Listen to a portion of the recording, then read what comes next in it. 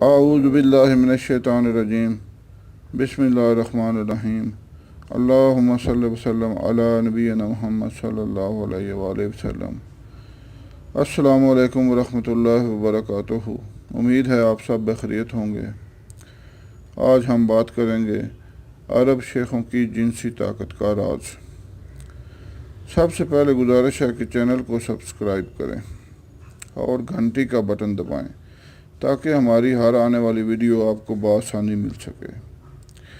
Like اور share کریں تاکہ دوسرے لوگ بھی فائدہ اٹھائیں۔ شیئر کرنے میں بخل نہ کیا کریں، اس سے لوگ فائدہ اٹھائیں گے اور آپ کے لیے صدقہ جاریہ بنے گا۔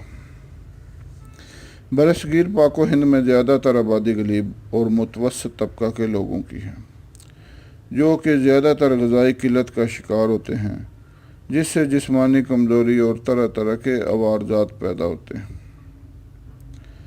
اوائل عمری میں ہی شادیاں ہو جاتی ہیں اور کثرت جماع اور کثرت اولاد سے چند ہی سالوں میں اپنی صحت کی جمع پونجی کھو کر بیٹھ جاتے ہیں اور مختلف بیماریوں کا شکار ہو کر چند ہی سالوں میں موت کی آغوش میں پہنچ جاتے ہیں۔ اس ضمن میں گزارش ہے کہ متوازن غذا کا استعمال روزمرہ زندگی میں بہت ضروری ہے، خصوصاً جنسی طاقت کے لیے بھی بہت ضروری ہے۔ روزانہ کی بنیاد پر گوشت، مچھلی، فروٹ، انڈے وغیرہ کو اپنی غذا کا لازمی حصہ بنائیں۔ شہد خالص کا استعمال کریں اور روزانہ رات کو سوتے وقت 1 گلاس دودھ کا استعمال کریں۔ بازاری کھانوں کا استعمال ترک کر کے گھر کے صاف ستھرے کھانے استعمال کریں، کیونکہ گھر میں جو صفائی کا معیار ہوتا ہے وہ بازار میں ممکن ہی نہیں ہے۔ بازار کے ٹھیلے اور ڈھابے والے کبھی بھی سبزیوں یا گوشت وغیرہ کو دھونے کی زحمت نہیں کرتے۔ متوازن غذا کی ایک مثال آپ کے گوش گزار کرتا ہوں۔ کافی سال پہلے پاکستان کے ایک بہت بڑے اور مشہور مدرسہ میں جانے کا اتفاق ہوا۔ وہاں پر غیر ملکی طلباء بھی پڑھتے ہیں۔ میرے ساتھ میرے ایک دوست عالم دین بھی تھے۔ چونکہ علماء عربی زبان سے بخوبی واقف ہوتے ہیں، ان کے توسط سے ایک عرب طالب علم سے بات ہوئی۔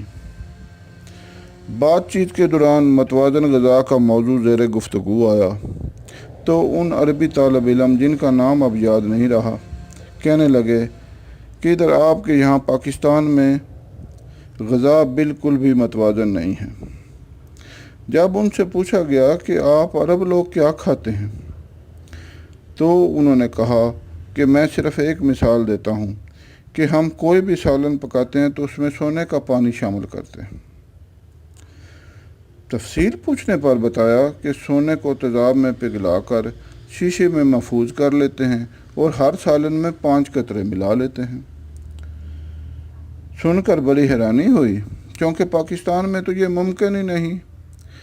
یہاں تو چاہیے کہ ہر بندہ اپنی بساط بھر کوشش کرے کہ اپنی غذا کو اچھے سے اچھا کرے تاکہ بیماریوں سے محفوظ رہ سکے، اور جنسی طاقت کے لیے بھی یہ انتہائی ضروری ہے۔ امید کرتا ہوں کہ آپ اس مضمون سے فائدہ اٹھائیں گے۔ اللہ حافظ۔